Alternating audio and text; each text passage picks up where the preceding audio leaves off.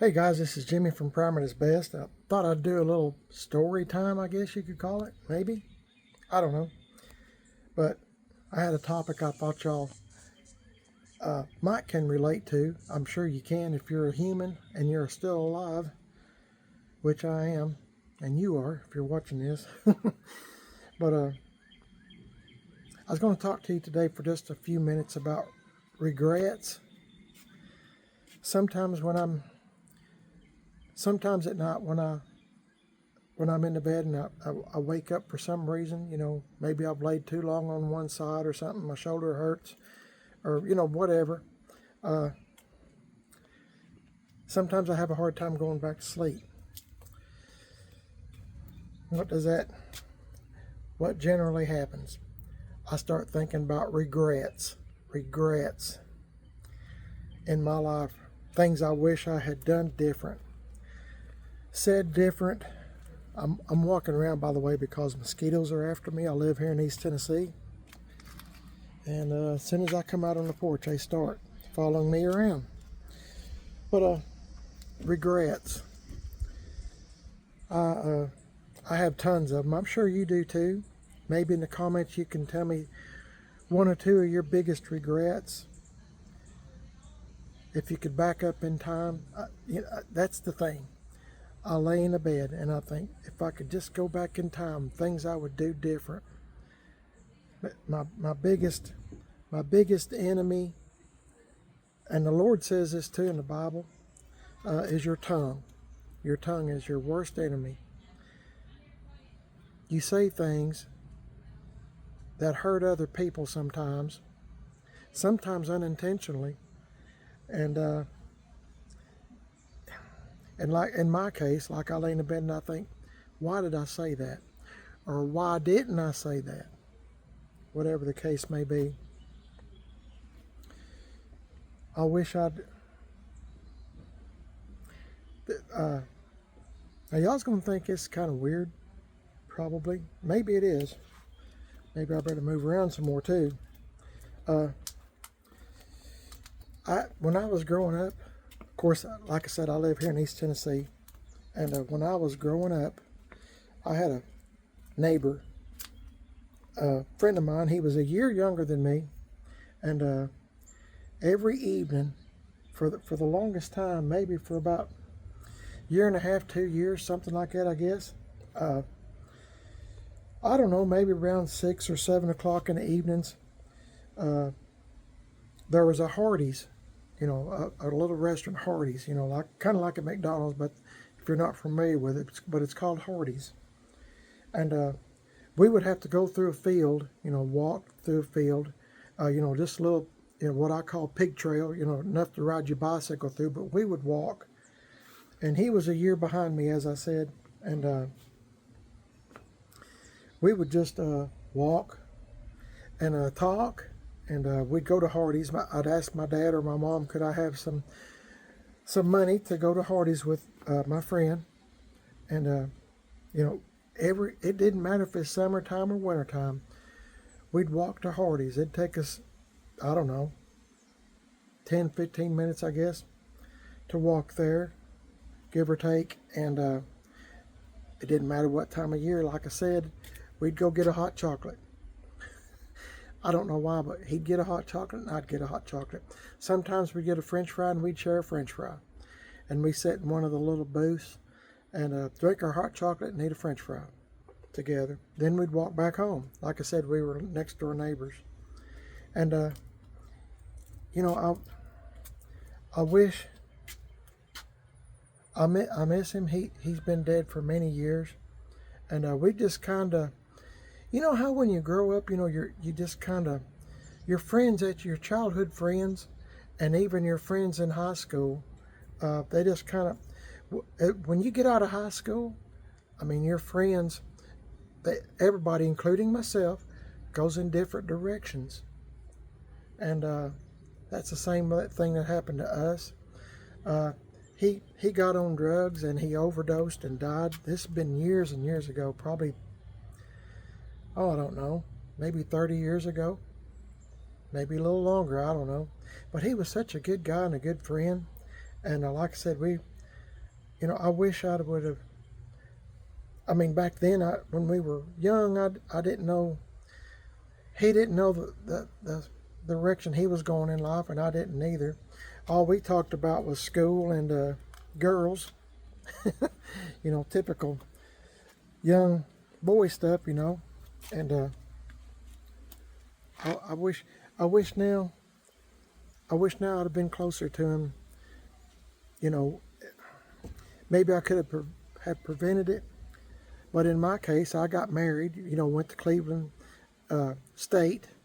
That's in Cleveland, Tennessee, and I didn't finish that because I met a girl and I got married. That's another thing I regret. I wish I'd never done that. Wish I'd have finished school, community college. I was just about done with it too. Anyway, uh, but I got married. That's a regret. I've been paying for that for a long time. Well, the rest of my life, I guess. I just like the English class, I think, have been done. Anyway, regrets. I wish I'd have had told my grandparents how much I loved them. I wish I could tell them now how much I loved them, because they were a big influence on my life. They had a little 60-acre farm in Alabama, northern Alabama, and oh my goodness, I enjoyed going there. They had a mule, had a cow, and sometimes they had a pig, but they always had chickens, and they had hunting dogs. And my dad, or my grandfather, and I would go hunting in the woods at nighttime. You know, he had a lantern. I still have his lantern. Still have his red lantern that he would carry. He didn't have flashlights. We just had lanterns. And, you know, he'd take me hunting with the dogs, hunting for possums or, you know, fox, just whatever. Just to get out in the woods, you know. He was trying to teach me things. And gentle, oh my goodness, he was gentle. He always called me Jim. He never called me Jimmy. Hey Jim, you want to go hunting? Hey Jim, you want us to get the dogs and we'll just go hunting, just walk around the woods and stuff? Yeah, I want to go. So we would do stuff like that. My grandmother, oh my goodness, what a sweetheart. She always had, I'm a big fan, or I was, I don't do this no more, but I used to drink sweet tea all the time, all day. Sweet tea. She always had gallons. You know, she'd make a big fresh gallon of tea every day because I'd drink it. Now I drink unsweet tea, by the way. I know the sugar's not good for me, but my grandparents, yep, they were awesome. I remember, you know, chasing the chickens and stuff. You know, and I didn't, you know, I lived in the city and I didn't know too much about farming or anything like that, you know, but I'd go out in the garden with them, and, you know, we'd gather eggs, of course, from the chickens and go out in the garden with them, and, you know, we'd pick, hoe, you know, whatever, pick tomatoes, pick green beans, whatever. I didn't much care for that, but looking back, I wish I had been more enthusiastic about it because I was spending time with them, right? Yep. There's a lot of things that I regret. I wish I could back up and do, and I'm sure that you do too. I wish I'd, you know, been a better person a lot of times in my life when the Lord gave me an opportunity to test me to see how I was going to do, and I didn't pass. I don't think. I think about, you know, girls that I went out with, you know, maybe I should have hung in with them because they were, you know, some of them are pretty good girls, you know, and instead of, you know, like I said, I've been married 3 times. Mrs. PIB's my 3rd wife, and she's a keeper. But, you know, the other 2, not so much. I couldn't see. Let's see. This is kind of hard to. I couldn't see the full picture, I guess. A lot of times, you know, I was, you know, they, in my opinion, they would say what they wanted me to hear, you know. You know, like with my, I know I've told y'all this before, but like with my first wife, I said, you know, before we get married, do you have any bills? Nope, I don't have no bills. Nope, nothing. When we got married, I mean, we were struggling. I'm talking struggling. Whew, man, I don't miss those days. Anyway, she had a bill. It was like $1,200 or something for clothing she had bought because she worked at a clothing store. And we were renting an apartment. You know, it was kind of like a dump. And, you know, she just, you couldn't tell her nothing, you know. Anyway, that's a regret. I wish my mom said, she said, Jimmy, I don't know how many times she told me this. She said, Jimmy, this is not the girl for you. This is not the girl for you. Did I listen? Nope, I sure didn't. The second wife, once again, agreed with everything I said. Told me things I wanted to hear. You know, yeah, we can do this, you know, get married and all this other stuff, you know. And well, you know, that fell apart 9 years later. So probably before then, but I didn't know it. She liked to have extra curriculum. I'll just leave it like that. So I didn't know. I was the last one to know. My second wife, I had a child by her, and I didn't want her to work. I worked all the time, begged for overtime. I was all the time working, welding, and you know, I wanted her to stay home. I wanted my son to know at least one of us real good, so I chose her, you know, to be a stay-at-home mom. Well,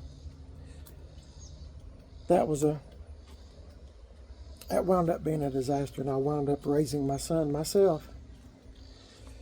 Okay, let's get off that topic. Regrets. I wish I could still speak to my brother and sister and my mom and dad. Of course, my grandparents. I had some aunts and uncles that I, you know, wish I'd have, I guess, sat down more and talked to them, I guess, you know, because they had stories and stuff. And I had this one guy, and when I went to go visit my grandparents, they lived way out in the country. I'm talking way out, 60-acre farm. Well, they had a friend, and he had a wooden leg, and he lost his leg during the Korean War. And you know, I always remember Gunsmoke with Matt Dillon and Chester. He kind of reminded me of him. And you know, he'd say, Jimmy, you want to pick on my leg? You know, it's just a wooden leg. You know, he got around just like Chester on Gunsmoke. If you're familiar with that, if you're an older person, you probably know what I'm talking about. Anyway, he was trying to make ends meet himself. He was married and had you know, a wife, and I think he had some kids. And but anyway, he'd always come over when we'd come to visit my grandparents, my mom and dad, my brother and sister, and myself. I don't know, he really liked me for some reason. And you know, he'd get a trailer and an old pickup truck, and he'd bring he brought what was it? I think it was a horse. I was going to say a mule, but I think it was a horse over for me to ride, because I was always into Western, you know, being a cowboy. Had my stick pony, you know, and my grandfather made me some wooden guns, you know, like a stick. It was good. I had fun. Anyway, he brought over a horse for me to ride, and he was laughing, and you know, put me on that horse. Well, that horse, I don't know why. You know, like I said, I'm just a young dumb kid. Now I'm an old dumb man, but I was a young dumb kid, and got on that. He was laughing, you know, all the time. I don't know why he liked me so much, but he did. And I was afraid that horse was going to buck me. And you know, I was what? How old was I? Probably 5 or 6 years old, maybe, real skittish and stuff, and I got on that horse and to sit on it, no saddle or nothing, just sit on it. They picked me up, set me down. Well, that horse, his head was straight and I was sitting on his back. Well, the horse turned his head and looked at me like had one of them looks in his eyes, or so I thought. Had a look in his eye like I'm going to give you about 2 seconds to get off of me kind of look. Whew, I was gone. And my grandparents and my mom and dad and my buddy that had the horse, the wooden leg guy. By the way, his name is Johnny. He's been dead for years. Anyway, they said, "What'd you get off for?" And I told them, I was kind of shaking a little bit, and I said, "Well," I said, "that horse turned around to me and gave me the straight eye." The straight eye. And I said, he was giving me a chance to get off before he bucked me. That horse wasn't going to buck me. Come on. Anyway, they all thought that was hilarious. And anyway, I wish I'd have told Johnny that I loved him. I wish I'd have told my friend that we went to go, get a hot chocolate at Hardee's that I loved him. I wish I'd have spent. At one time in my life, I thought when I graduate high school, I'm going to go live in North Alabama with my grandparents and live with them and help them out and, just live with them. And they would have been more than happy to have had me. More than happy. Helped out around the house, mowed the yard and all this other kind of stuff. But I didn't. Like I said, when you're young and dumb like me, girls get into the picture. I'm not saying nothing bad about girls. I'm just saying girls. I'm sure if you're a girl, boys, get into your life. Anyway, girls got into my life, changed my whole way of thinking about everything. So I regret that. Lots and lots of regrets. I wish I could tell some of my co-workers that I worked with that are dead now, passed away, dead. I wish I'd have told them that I loved them, because a lot of times my co-workers, the place I worked wasn't the best, but I had some co-workers that were just awesome. And it's funny when you work in places in your life and you realize it's not a good place to work, but your co-workers, I realized some of the co-workers I had became really, really good friends to me and I to them. And I wish I had a lot of them have died, and I wish I'd have told them that I loved them. It's when I say love, I mean friendship love. I love you because you think so much of me. Kind of love, like best friends. I wish I'd have told them that, because as time went on, every once in a while, like I said, I'm 68. I wish, I'd have said stuff like that, and told them, that I appreciate, like when I was going through divorces and stuff, and it was hard on me. I'm always the last one to know, that something's happening. I'm always the last one to know. Everybody else knows except me. Everybody in town knows except me. But I wish I'd have told them that, I love them and thank you. I had this one guy that I worked with every day. We were partners, welders. We were partners. And every day, I don't know, maybe 2 or 3 times a day, I was kind of struggling on the divorce thing, because like I said, I'm the mosquitoes. On the divorce thing, I was kind of the last one to know what's going on. I mean, everybody else did except me. So I felt like a big idiot when I finally did find out. And I'd ask my buddy every morning, You know, every day was a struggle for me at that time. I mean, it was pure struggling. Had a son, you know, and he was living with her at the time, and she wasn't really treating him very well. I'll just say, let's leave it at that. But anyway, ask my partner, I'd say, "Are you proud of me? Are you proud of me?" And he'd say, "Yeah, Jimmy, I'm proud of you. You're doing good. I'm proud of you. I didn't miss any work. Even if I wanted to miss work, I couldn't because I owed so much. I couldn't miss work. And, I had a house payment, and it is a mess, and sweat bees. Maybe I should walk. Anyway, it was a mess. I'll just leave it at that. But anyway, every day he'd tell me that he was proud of me, which made me feel good because I felt like somebody was kind of like on my side. You know what I mean? That I had somebody that was for me, that felt like, I was doing the right thing.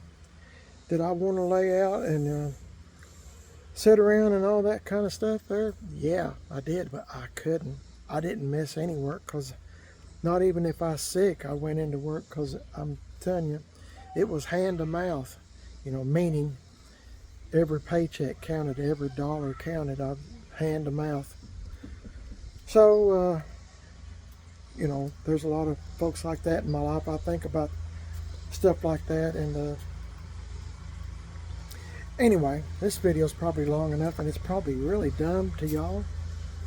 But I just wanted to tell y'all that. And I want to tell you, too, I'm proud of y'all. Thank you for watching the video. That means a lot to me, just to have somebody to watch the videos. I don't normally do this kind of stuff very often, or if at all, but for some reason I had a notion. I've been thinking about this like for a day or two, and thought that I'd bring it to your attention. And if you have any regrets yourself, subscribe to the channel. Private is best. Leave me a comment. You don't have to get real personal. I'm just saying, if you want to, you can, of course, and I'll read it. And I don't know, there's a lot of regrets. I won't bring them all up, but just, I'm just kind of highlighting just a couple of them, maybe. Of course, I got some deep down regrets. I wish I hadn't. Let's hush. Anyway, I have a lot of regrets, and like I said, sometimes when I wake up in the night, I have a hard time going to sleep. But like I said, your tongue is sometimes your worst enemy. I wish there was a, how can I word this? I don't know why, but let me say this as respectfully as I can. There was a girl in school that everybody in class, when we were in grammar school, they made fun of this particular girl. She was, how can I say, a little bit slow. And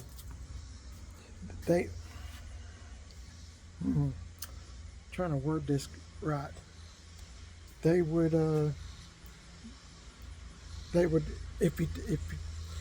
if she touched you or you touched her, then you had her germs, and you'd have to give it to someone else. You see, pass it around.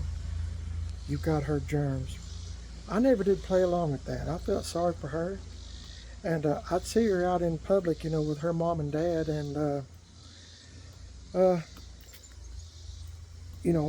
they were good people. She was a good person. She's just a little bit slow. I'm slow, and I think about her sometimes, out of the blue. I just think about, just like right now, I just thought about her. And the last time I seen her and her mom and dad, she's my age, if she's still alive. I haven't seen her in years. But her mom and dad were even older, of course. And I told Mrs. PIB, I don't know, a couple of times, maybe more than that. I said, if I if I hadn't have married you, I said, I might have tried to have married her just so her mom and dad, because they were older, that, that they could, when it was their time, maybe they would rest easier, and I don't know, does that make sense? Anyway, I met Mrs. PIB, so that kind of went out the window. But I thought, well, maybe I don't know. I just felt sorry for her. I felt sorry for her parents, and they might be all deceased by now. I don't know. Like I said, I'm the last one of my family alive, still alive. So I don't know if you have any regrets. Like I said, let me know in the comments. And I'm talking way too much, and I have lots more regrets. I got truckloads of them. Truckloads of sins, truckloads of regrets. Another big regret that I keep telling the Lord and Savior Jesus Christ and God the Father is, I wish I would have gotten to know Jesus Christ and God the Father better when I was younger. I would know so much more now. What was I thinking? What was I thinking? Young and dumb and kind of wild, I guess. I really don't know what was wrong with me, but I don't know. The Lord has a plan, and I guess it just wasn't my time, but it is my time now, and I'm going to take advantage of it. So, I guess my point is, if you have a chance to get to know Jesus Christ and God the Father by reading your Bible and talking to them, just even if you're walking outside, I'm constantly, let me say this again, a lot of times I am talking to Jesus Christ and God the Father when I'm outside or by myself or whatever. I'm talking to the Lord, and I keep asking the Lord to forgive me for being so dumb and so, slow. So y'all don't be like me. Y'all do better. You have the capability to do better and to be much better than me or most other people. Don't pass up this opportunity to get to know Jesus Christ and God the Father. Read your Bible and look at the times today that's going on today. What's it say in the Bible? Knowledge will increase in the latter days. Well, just look. We got AI. We got all this phone is hearing everything I'm saying. Who'd have ever thought I'd be holding the phone making videos to post on the internet? That we didn't have none of that just a few years ago. I'm telling you. I mean, you can start your car remotely. You can, there's all kinds of things. You can operate the temperature in your house, by your phone. I mean, that's past the Jetsons or James Bond. I don't know. Read your Bible and look at today's times and realize that we're in the latter days. We're in the latter days right now. I'm begging the Lord to forgive me for my sins and for me to bridle my tongue, which means think before I start speaking. I need to do that every day. I feel like I am getting better, much better than I used to be. I used to be something that you guys would not recognize. Not so long ago, you wouldn't have recognized me today from what I was just a few years ago. I've changed my life, and I'm better for it, and I feel like that you would be too. I want to share my joy with you. I don't want you to be dumb and ignorant. I want you to be, I want you to grab a hold of Jesus Christ and God the Father. Grab a hold of His hand and follow in His footsteps. That's what I'm always asking the Lord, to please help me to follow in your footsteps always, because that's the true way. And anyway, y'all have a blessed day. Thanks for watching. My name is Jimmy, and you're watching Primer is Best.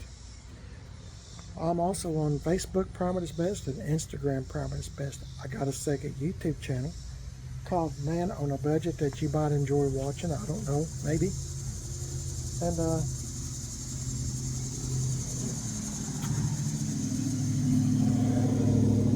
I'm on Instagram, Instagram Man on a Budget 1, and Facebook Man on a Budget. I think I said that right. Anyway, y'all have a blessed day. Thanks for watching. Let me know if you have any regrets, if you want to.